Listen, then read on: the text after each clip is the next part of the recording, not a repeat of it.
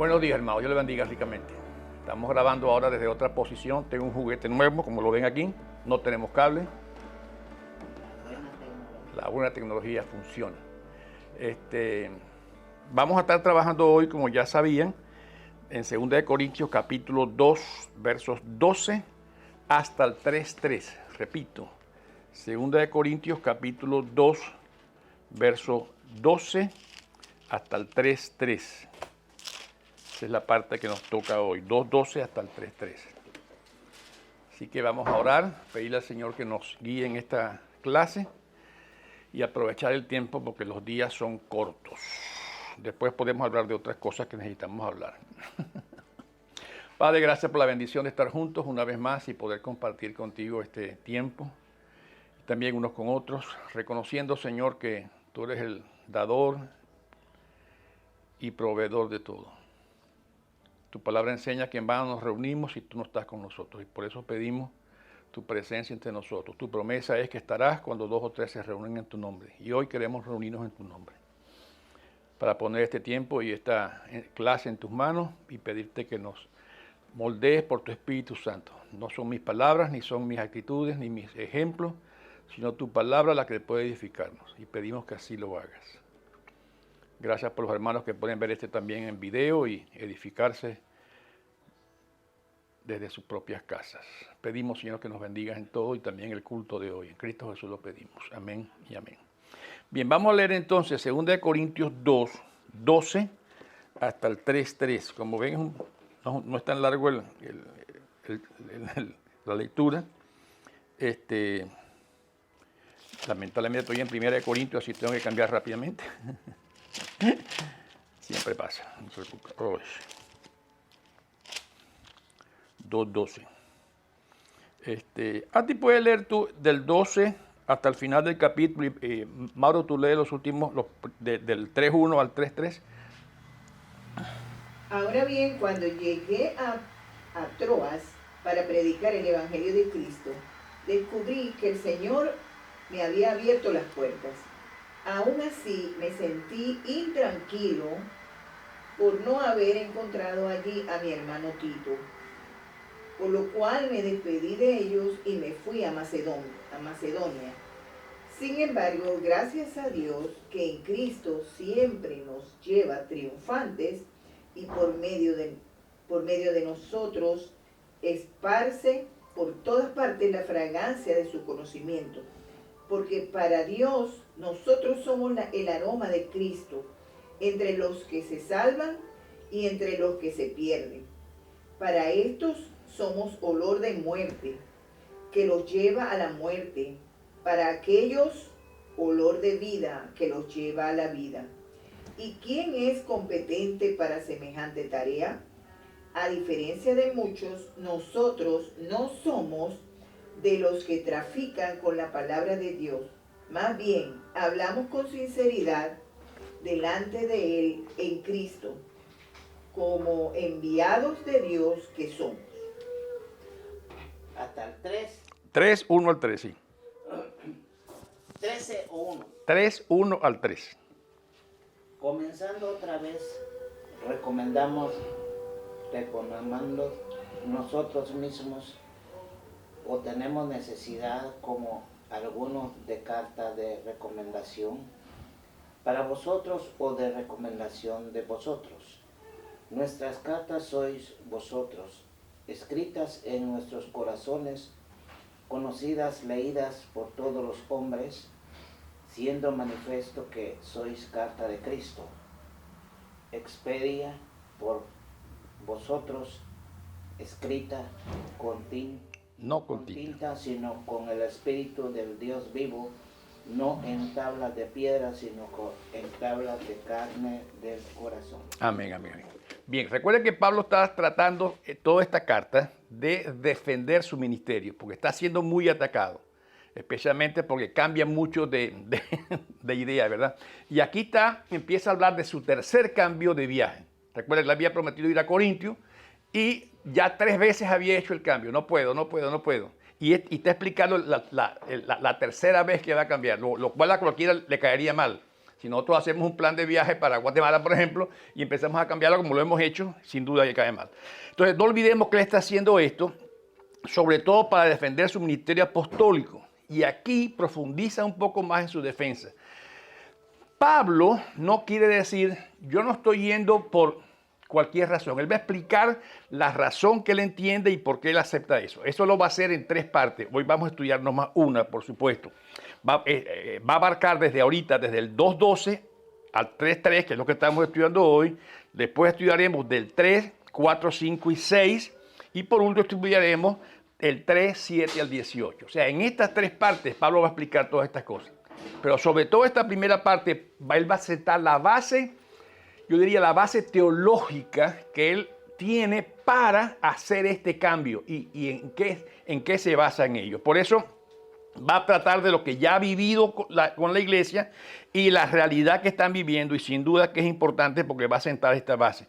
Es un pasaje, aunque parece corto, que contiene mucha enseñanza de los por qué. Recuerden una cosa es lo que yo hago, la otra razón es por qué lo hago. ¿Me entienden esto, verdad?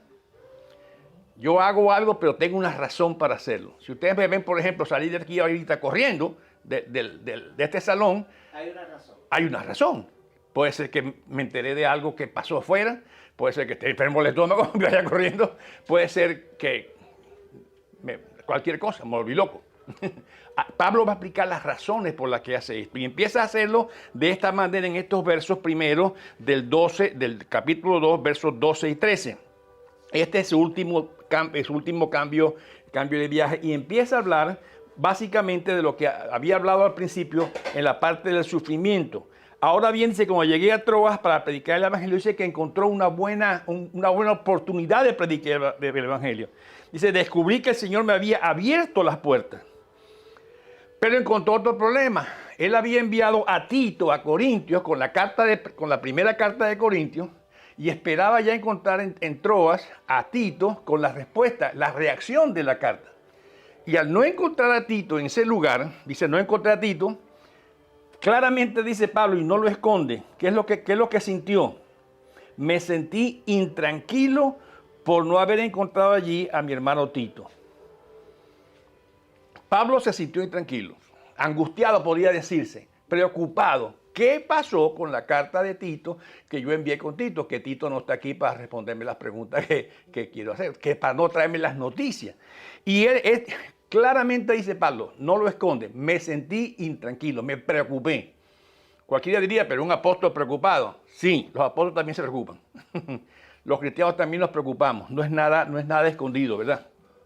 Empezó a hacer ese cambio, yo diría el peor de los cambios, no recibió las noticias y dice que se llenó de ansiedad o de preocupación. En otra parte dice que no tenía ni siquiera descanso de su espíritu. Por eso, a pesar de haber tenido una puerta abierta para predicar, lo cual es importante para cualquier apóstol sentir que el Señor está dirigiendo a predicar en ese sitio y está abriendo las puertas, por supuesto que es importante, la mayor preocupación de Pablo en este momento estaba más en Corintios que en Troas.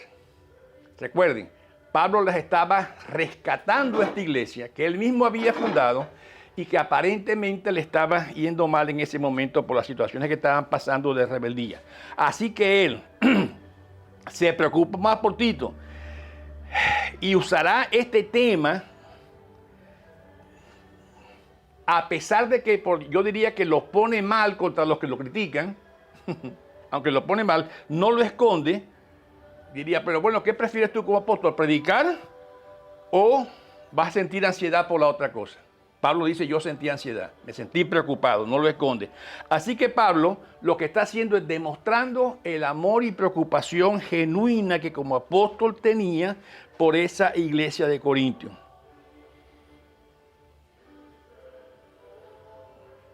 Ese era su enfoque en ese momento. Él sabía que esa iglesia de Corintios lo necesitaba y necesitaba eso que estaba pasando en ellos. Por eso había tantas situaciones difíciles para Pablo. No era nada. Recuerden que a Pablo lo acusaban de indeciso y también de que sufría mucho. Esa era otra acusación que tenía contra Pablo. Es que tú sufres mucho. Parece que tú no tienes una vida plena. Los apóstoles deberían ser más tranquilos, de tener todo lo necesario, ¿verdad? Sí puede cerrar, hermana, cómo no. Deben tener todo lo necesario. ¿Por qué va a estar preocupado un apóstol? Pero Pablo no lo esconde. Si ustedes van ahí a 2 de Corintios mismo y van al capítulo 11, el verso 28, Pablo habla de esas angustias y esas presiones que él tenía. Estoy hablando de 2 de Corintios 11, 28. Lo leo para ustedes. Y como si fuera poco, cada día pesa sobre mí la preocupación de todas las iglesias. Pablo tenía angustia, preocupación, carga por la iglesia de Corintios también, como lo narra ahí en ese versículo. No era fácil para él llevarlo a cabo. Tenía una presión diaria donde la preocupación le llevaba a cabo. Él ya viene presentando el tema del sufrimiento como apóstol. Por eso dice ahí en ese versículo, en el 2.14, dice claramente, sin embargo, va a decir algo por así distinto. Miren, en el 12 y el 13, Pablo presenta una situación difícil. Llegué aquí, hay oportunidad de trabajar, me angustié por no tener a Tito cerca y no encontrar la respuesta de Tito, me sentí muy intranquilo. Pero en el 14, Pablo da un cambio radical a su planteamiento. ¿Cuál es el cambio que él hace en el 14? Se enfoca en lo que verdaderamente importa para él. Dice el 14, sin embargo, gracias a Dios que en Cristo siempre nos lleva triunfantes y por medio de nosotros esparce en todas partes la fragancia de su conocimiento. Pablo dice, estoy angustiado, estoy intranquilo, pero a pesar de eso, puedo alabar al Señor porque sé que Él está haciendo una obra. Y aquí está la gran diferencia quizás en una preocupación genuina a una preocupación que desgasta. No está malo preocuparnos. No está malo sentir la intranquilidad. Lo que está malo es no dar el paso de decir, pero bueno, estoy así, pero sé que Dios va a obrar. ¿Me estoy explicando? Amén. Sé que Dios va a obrar. Como humano me intranquilizan las cosas. Si a mí hoy, en este momento me dicen que tengo un nieto enfermo en el hospital, lo más probable es que me preocupe y me preocupe mucho. Pero la confianza de Pablo se voltea en el 14. Estoy preocupado, pero gracias doy a Dios. Sin embargo, dice, gracias doy a Dios en Cristo, siempre nos lleva triunfante. Pablo está diciendo, no voy a fracasar. ¿Por qué no voy a fracasar? Porque Dios está haciendo la obra. ¿Me expliqué? Dios está haciendo la obra. Así que Pablo pone ese énfasis. Ahora, lo pone de una manera complicada para nosotros. Les voy a decir por qué. Dice claramente, gracias doy a Dios, en el 14, que en Cristo siempre nos lleva triunfantes. Nos lleva, y esta expresión aquí, nos lleva triunfantes, en el original, se refiere a la caravana. Hasta yo estábamos viendo una serie ayer histórica de Cleopatra, y dice cómo Julio César entraba a Roma después de una gran pelea con su caravana de triunfo y siempre llevaba a los perdedores, los llevaba enfrente amarrados o atados y él venía atrás en su carro con sus caballos y el pueblo veía a los perdedores entrando al rey o a los generales derrotados y Julio César triunfante detrás de ellos. Por lo general esa gente que entraba para allá, por lo general después de la procesión, de la parada esa que hacían, los mataban o algunos eran vendidos como esclavos, pero eran los derrotados. Y esa es la imagen que está dando Pablo aquí. Pablo está diciendo, y parece medio raro, ¿verdad? Pablo está diciendo que Cristo nos lleva delante de Él, entrando triunfante, y nosotros como derrotados. Esa es la imagen que está dando Pablo. Se está refiriendo a esa imagen que ellos están pensando. Somos llevados a la muerte prácticamente. Y pasa de esa angustia a esa alabanza. Ahí lo dice Pablo, ¿verdad? Ese gran cambio. ¿Por qué? Porque él sabía que Cristo, Dios, no iba a fracasar. Y él estaba haciendo, ¿qué? La obra de Dios. Ahora, interesante otra vez, y vamos a entrar en ese tema, de cómo Pablo hace esa imagen. Voy entrando esclavo delante de Cristo y Cristo recibiendo toda la honra y toda la gloria. Parece ser que a Pablo ese sufrimiento que él estaba sintiendo, esa debilidad que él estaba sintiendo, en vez de desprestigiarlo, lo que hacía era confirmar más su apostolado y su ministerio. Porque él descansa no en las buenas noticias que Tito lo había podido traer. ¿En qué está descansando? Según el ejemplo según el versículo 14, ¿en qué está descansando? En Cristo. En Dios, que no va a dejar de triunfar. Es triunfante. Siempre Dios va a entrar como triunfador de la batalla. Eso está diciendo Pablo. No voy a fracasar. Ahora, lo importante aquí también que está diciendo, ese poder, no me siento tranquilo por las buenas noticias, al contrario, me intranquilizan. Pero lo que me tranquiliza a mí es el poder de Dios, que sí confío en Él. ¿Está conmigo? Por eso puedo dar gracias a Dios. Dice que aún esparce. No es mi sufrimiento lo que me preocupa.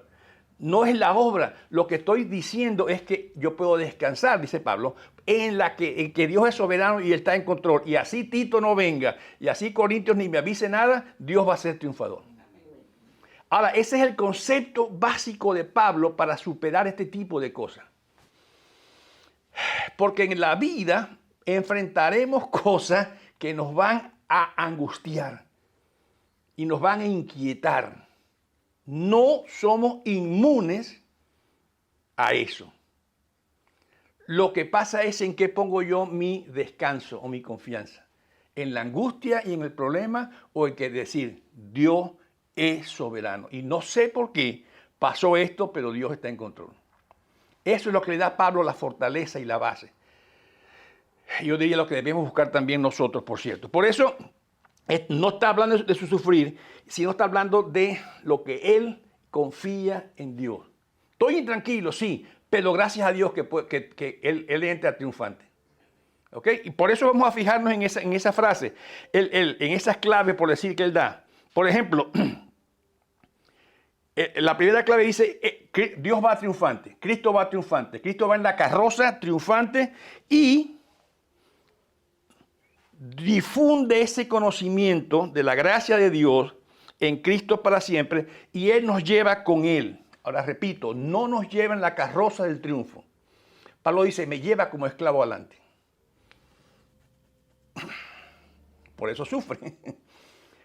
¿Por qué? Porque lo que está haciendo ese grupo de derrotados adelante, Él le está diciendo, aquel es el que tiene la gloria. Aquel es el que tiene la honra. Aquel fue el que lo logró. Y Pablo se pone como un derrotado para que estar seguro de que todos vean al de atrás como el que lleva la gloria y la honra. Ahora, esa imagen es dura de entender. Porque creemos que Dios siempre va a llevarnos a nosotros de triunfo en triunfo, para arriba, y nosotros felicitándonos a todo el mundo. No, el de atrás es el que lleva la gloria. Yo soy el esclavo que va caminando adelante. Hace ese énfasis, luego dice, ese conocimiento que voy a defender y da gracias a Dios, dice, porque siempre nos lleva en esa posición. Por medio de exponernos a nosotros viendo eso. Ahora, repito, ya dije esa imagen de Pablo como esclavo yendo a la carroza, ¿verdad? Y ese término dije que es militar y que es difícil de entender. Esos enemigos que son derrotados van delante y posiblemente van a ser muertos, porque está reflejando la gloria de aquel que ganó la batalla sobre sus enemigos. Y Pablo dice, Dios está celebrando, por decir así, esa victoria. Y esas derrotas a los enemigos es el que está celebrando. ¿Por qué usa Pablo esta imagen tan dura, diría yo, tan difícil de entender? Que prácticamente lo está llevando Dios en esa carrera, en esa carroza o en ese desfile a la muerte. Me lleva como derrotado. Recuerden una cosa, hermano. Pablo sabía que él no merecía ser apóstol. Una de las razones, ¿cuál era? Que lo ha dicho varias veces. ¿De qué persiguió a Jesús? Perseguir la iglesia. ¿Quién soy yo para que me tomen en esta posición? Él sabía que él no debería ir ahí, recibir ningún triunfo. Si yo perseguía a la iglesia, decía Pablo. Al contrario, yo debo estar... Por eso Pablo dice, ahora me llevan a mí como castigado para demostrar que ese perseguidor implacable que la gente le tenía miedo por donde él pasaba, ahora es el derrotado que está obedeciendo al de atrás. Pablo quiere enfocar toda la atención sobre lo que Cristo hizo, sobre lo que Dios hace y sobre lo que Dios está realizando. Pablo no tiene la menor idea de cogerse él parte de la gloria. Soy un esclavo, soy muerto, este es mi final. ¿Por qué? Pues lo que estoy aquí es para revelar la gloria del triunfador que está detrás de mí. Por eso dice, Dios me lleva a esa posición de muerte. ¿Alguien puede leer en Colosenses 2.15, por favor? Colosenses 2.15.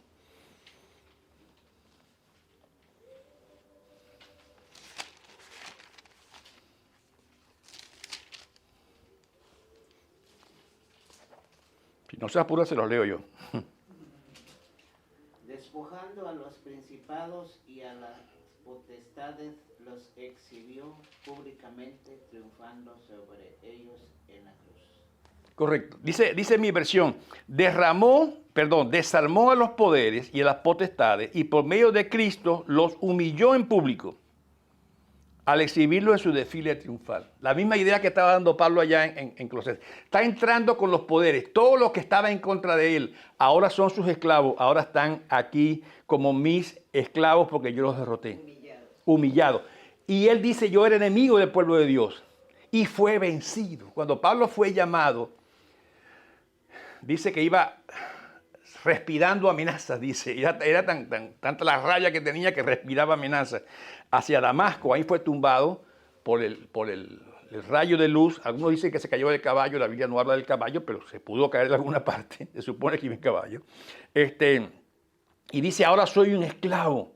Y recuerden que Pablo usa mucho ese término para referirse a él. Soy un esclavo de Cristo, siervo de Cristo. Usa la palabra un doulos de Cristo, que es la palabra más clara para eso. ¿Por qué? Porque ahora voy a morir por Cristo. Para manifestar ¿qué? La gloria del que me venció. La gloria del que triunfó sobre mí. Por eso da ese ejemplo tan importante. Y en 1 Corintios 15, 31, si lo anotan y lo buscan después, él dice que cada día yo muero por mis iglesias. Cada día yo muero por esta situación tan importante. Por eso Dios revela ese poder. Y Pablo dice, Dios está revelando su poder en mí a través de este proceso de sufrimiento. Aún a pesar del sufrimiento. Ahora, recuerden una cosa. Pablo confiaba en que Dios lo rescataba él del sufrimiento. Ahora, ¿lo rescató siempre? No. Recuerden que una vez a Pablo lo dejaron por muerto de la cantidad de piedras que le tiraron. Yo no llamaría eso rescate, ¿verdad? Es como Juan el Bautista. Otro buen ejemplo. Ahora, Dios respondía a Pablo de dos maneras. Una, podía rescatarlo, cuando se bajó corriendo por una canasta por el muro de una ciudad, ¿verdad? Pero la otra cosa que hacía era, como él lo ha dicho varias veces, me da la esperanza para soportar lo que estoy viviendo. ¿Ven las dos formas de que Dios responde? No siempre Dios cura el cáncer. Pero siempre Dios a un cristiano le va a dar la esperanza de que Dios está haciendo una obra en él y que la esperanza es mayor que la vida. Eso debemos tenerlo claro, porque siempre decimos, Dios respóndeme, quítame el cáncer, quítame esto, sálvame aquí, sálvame allá. Y yo dice, un momento, no siempre voy a responderte así. Siempre yo voy a escoger la respuesta que Él quiere. Por eso, ahí mismo en 2 Corintios, si ustedes brincan rápidamente al capítulo 12, verso 9, 2 Corintios 12, 9, yo lo leo para ustedes.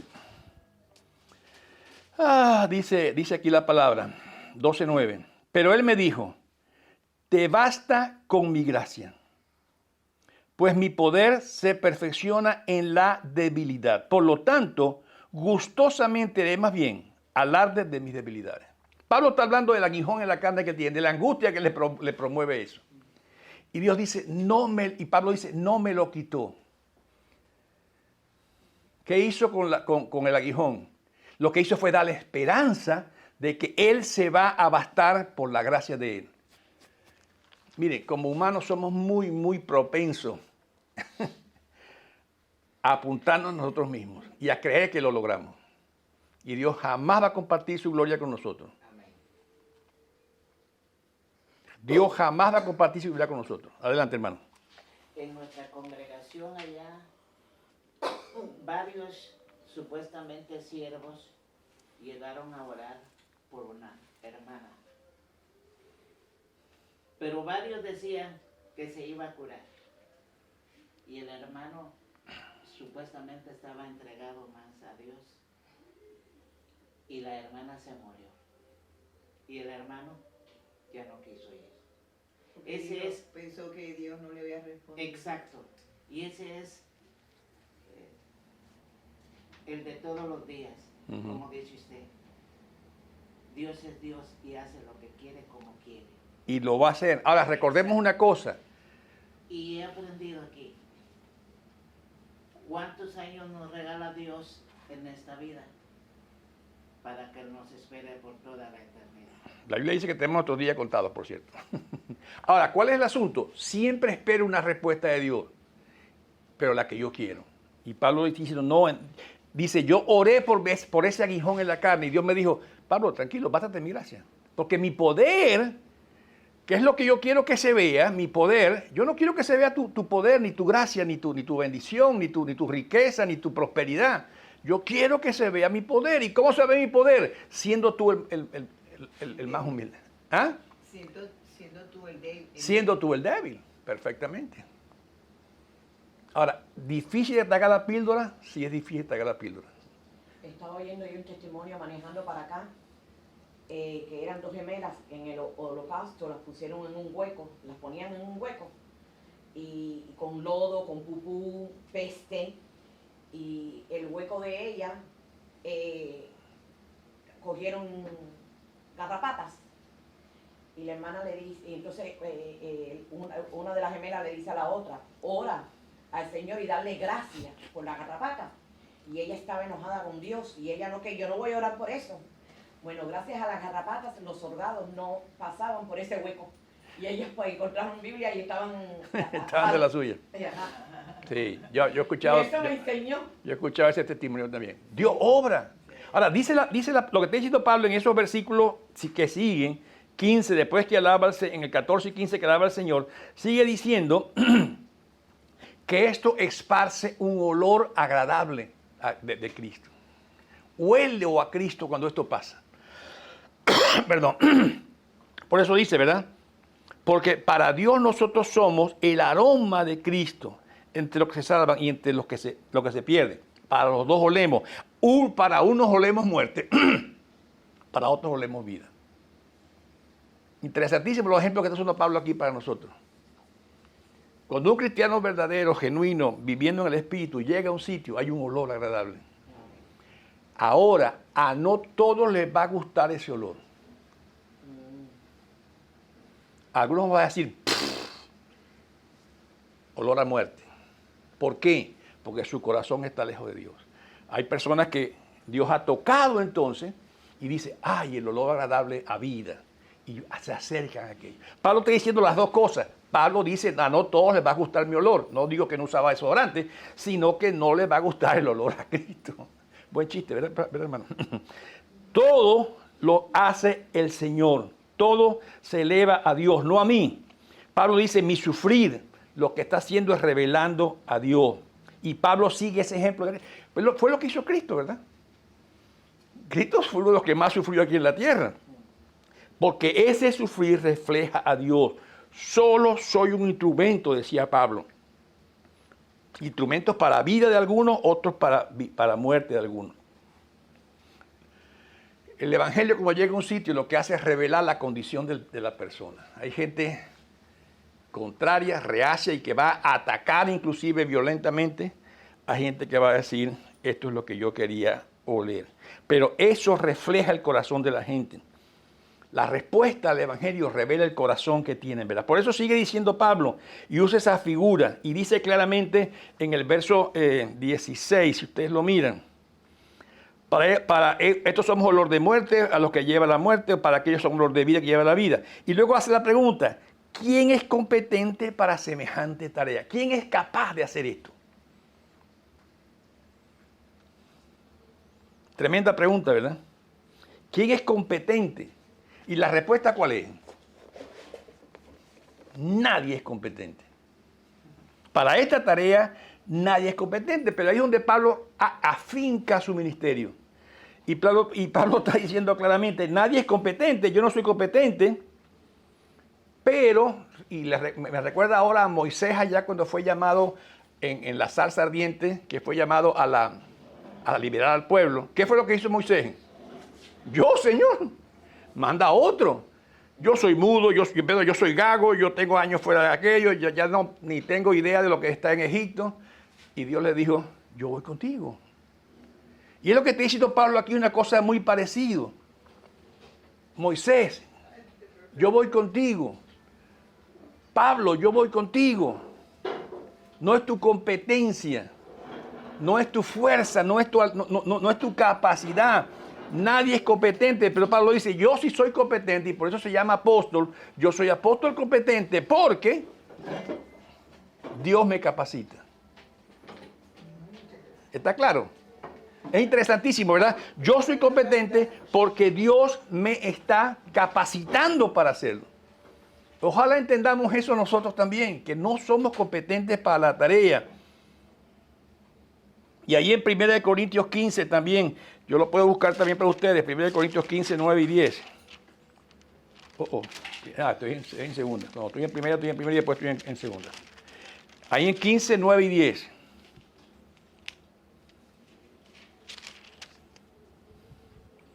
Dice, admito que yo soy el más insignificante de los apóstoles y que ni siquiera merezco ser llamado apóstol porque perseguía a la iglesia, pero por la gracia de Dios soy lo que soy y la gracia que Él me ha concedido no fue infructuosa. Al contrario, he trabajado más que con tesón que todos ellos, aún yo, aunque no yo, sino la gracia de Dios que está conmigo. Esa era la base de Pablo para poder hacer su trabajo y para poder soportar aquello. No estoy competente, soy competente porque Dios me hace la competencia o me da la capacidad para hacerlo. Solo confío en la gracia de Dios.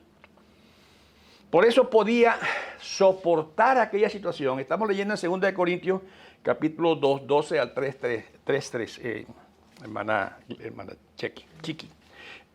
Por eso él decía, es la confianza en la gracia de Dios. Soy suficiente por la gracia de Dios. Por eso puedo hacer este trabajo y testificar aún gratuitamente. Recuerda que una de las críticas que le hacían a Pablo era que manejaba mal la plata, ¿verdad? Ahora recuerda una cosa, el testificar gratis no es barato. La gracia no nos las cobran, pero la gracia costó mucho lograrla. Porque costó la vida de Cristo. Costó el sacrificio de Cristo. Por eso en esa carta dice, ustedes son mi carta de recomendación. Yo no necesito pedirle a nadie que me recomiende, porque ustedes son. Soy legítimo por lo que estoy sufriendo y soy legítimo porque ustedes tienen al Espíritu Santo y ustedes cambiaron. Pablo no está, usa los mismos corintios para defender su posición. Ustedes son el mejor ejemplo de que yo soy un apóstol verdadero. Ahora, eso tenía que pesar, por supuesto, en la mente de todos ellos, ¿verdad? Por eso puedo predicar gratuitamente, no tengo que cobrarles nada, soy legítimo, ustedes son el ejemplo, tienen al Espíritu Santo, ustedes son la mejor prueba, no necesito carta. No puedes rechazarme porque ustedes tienen la prueba en la mano de que soy el apóstol, porque soy el apóstol que les predicó y el Espíritu Santo obró en ustedes. Por eso Pablo podía caminar de esa manera. Y podía desarrollar su ministerio de esa manera. Ahora, repito, tenía un llamado muy especial, Pablo. Recuerdo que lo leímos la semana pasada, ahí en Hechos, donde cuando fue sanado de su ceguera, después de ser confrontado con el Señor, yo he escogido a este y no sabe lo que tiene que sufrir por mí. Fue lo que le dijo el Señor a Ananías, que lo estaba sanando, ¿verdad? Por eso habla de las 5 cosas sólidas. Y la verdad que es una pregunta siempre que nos hacemos todos nosotros.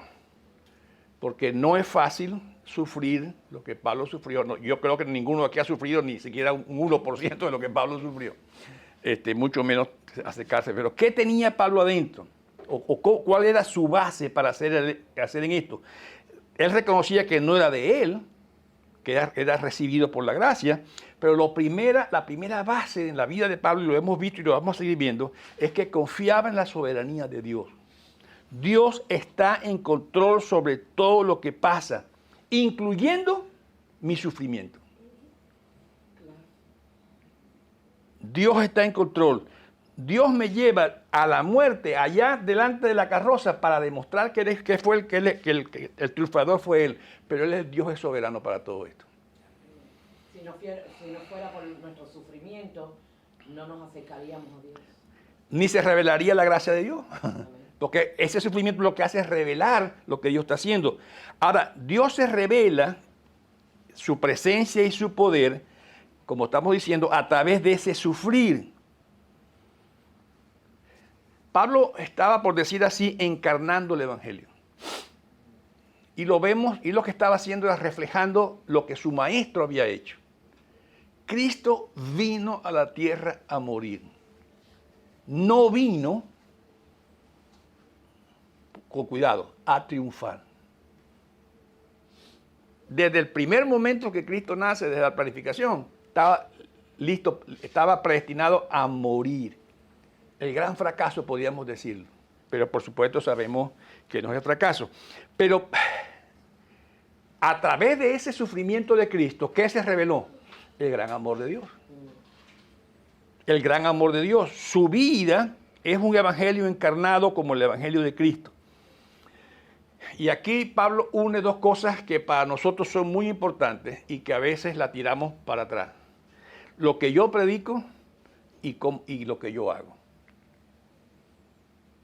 Si alguien se sintió dolido, no fue mi culpa. Muchas veces mi mensaje no va relacionado con lo que yo hago.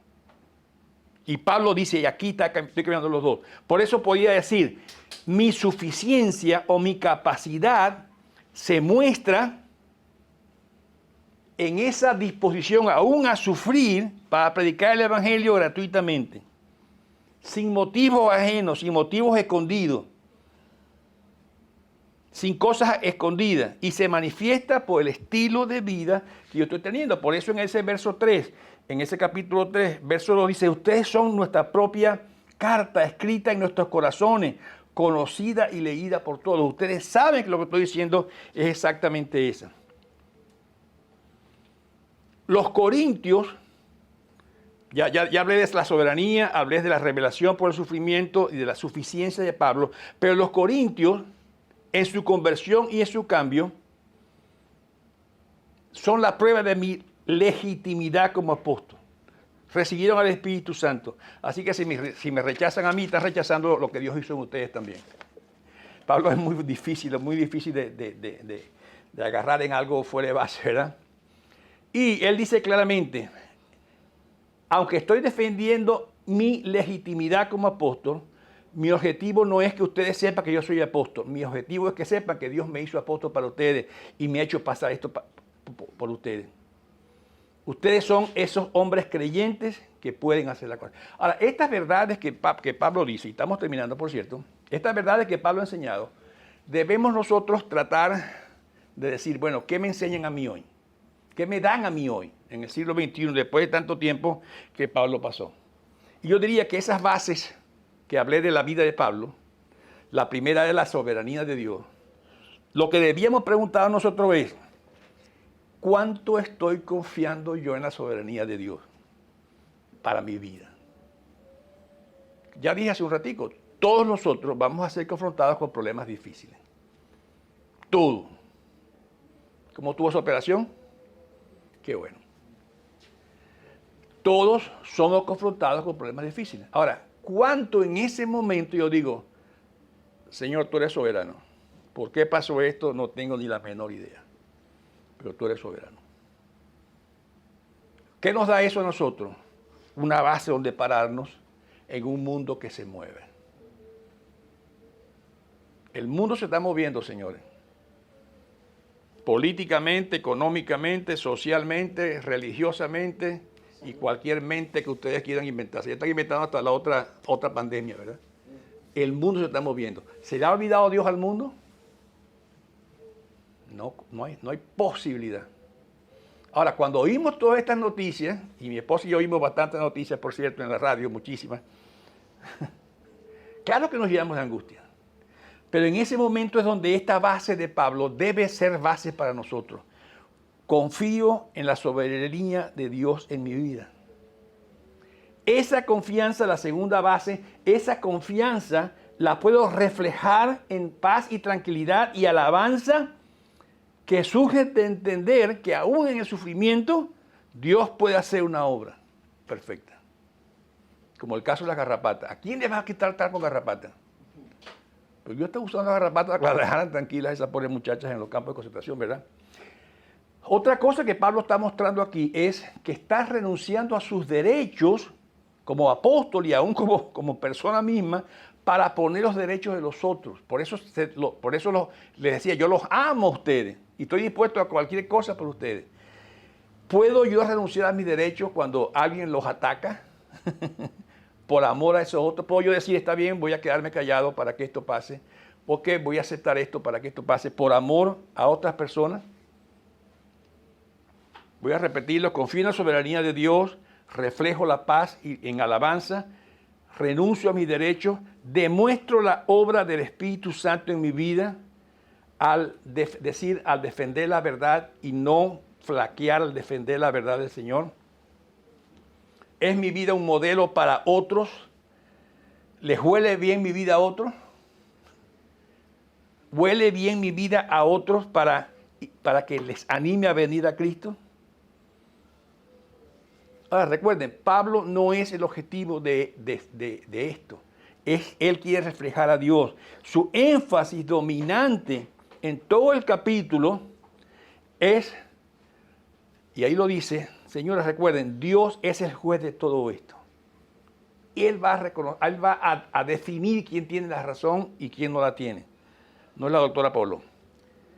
Dios va a decir quién está diciendo la verdad. Por eso dice en el verso, en el capítulo 2, ¿verdad? No trafico con la palabra de Dios, más bien hablamos con sinceridad delante de Él en Cristo.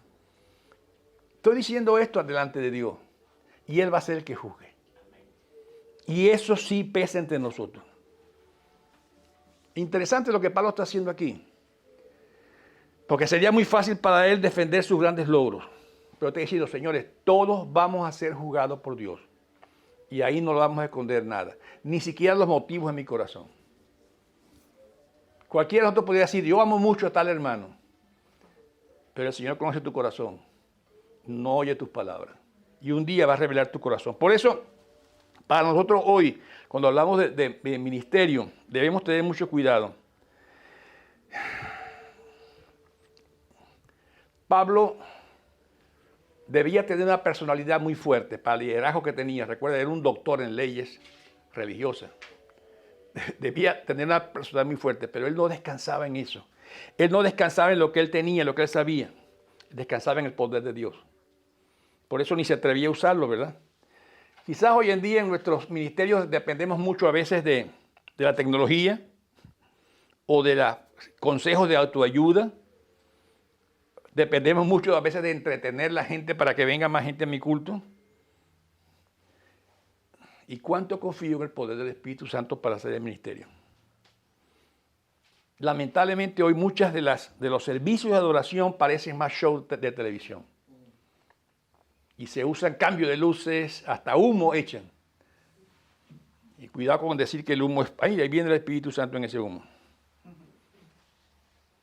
Pero Pablo estaba confiando en el poder del Señor, no en la tecnología que tenía o en su propia sapiencia. Recuerden, Pablo era una persona muy, muy estudiada. Pero no confiaba en eso, confiaba en lo que estaba haciendo. Quizá una de las cosas que le doy gracias a Dios por nuestra iglesia es porque aquí se estudia teología profunda. El pastor, desde la prédica hasta las enseñanzas de él y de su esposa con las damas, de él con los caballeros, y espero que esta también, ayuda a enfocarnos en lo que es Dios. Cuidado con enfocarnos en la parte material de las cosas.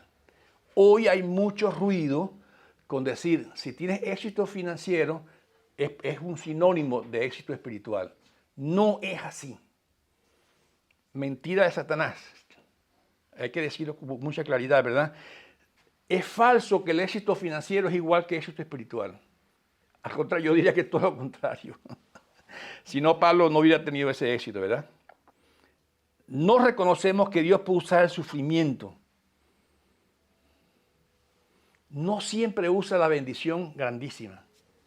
Dios puede usar aún el dolor para demostrar su poder. Y yo diría que hoy en nuestros púlpitos necesitamos más moral que milagro. Hoy publicamos mucho los milagros y poco publicamos la moral.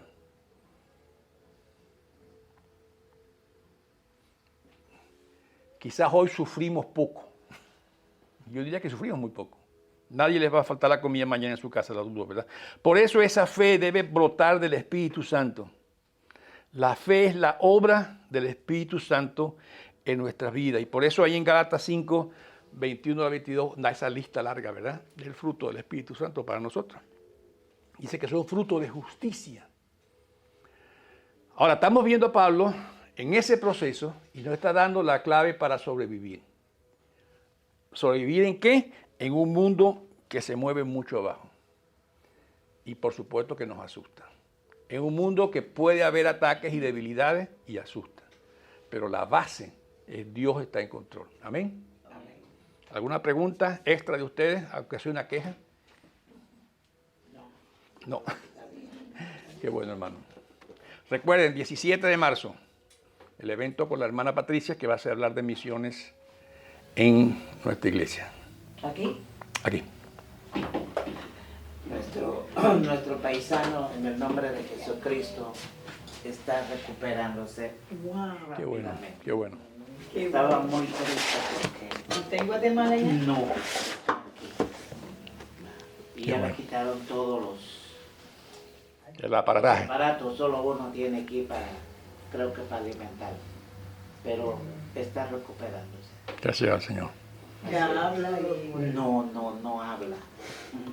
Porque por el aparato. Claro.